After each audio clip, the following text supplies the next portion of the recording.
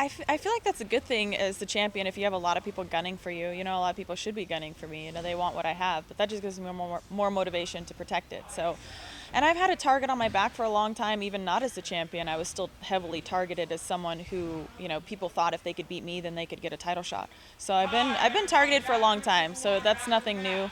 You know, as a champion, they just want something more than they did before. But I've been, I was beating them not as a champion. I'll continue beating them as the champ. So do you pay attention, like when they start talking to you on Twitter or like trying to send you messages through social media or something? I've just been ignoring it because I really want to stay focused on Amanda. You know, I don't need any other distractions. I don't need to think about anybody else but Amanda.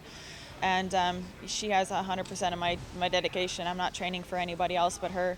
And yeah, I've just been ignoring it. Cyborg was pretty excited at your willingness to fight her, though. She came out with an idea of 140 in New York City. I mean, do you still like that concept? Do you think it's possible?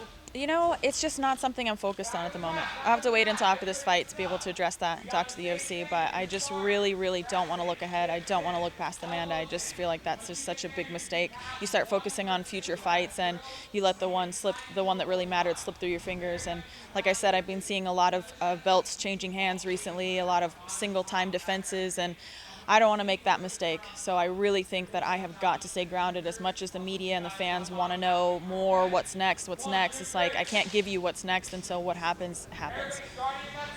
When you get asked about Ronda all the time, how exhausted are you about those questions, and what do you have to do to put them to rest? It seems like you have to answer. I just have to tell you guys to shut up. No, you know, I get asked about Ronda all the time. You know, it's one of those things that I've just had to become accustomed to. But yeah, she's just not where my focus lies right now. So it's just got to be focused on the task at hand.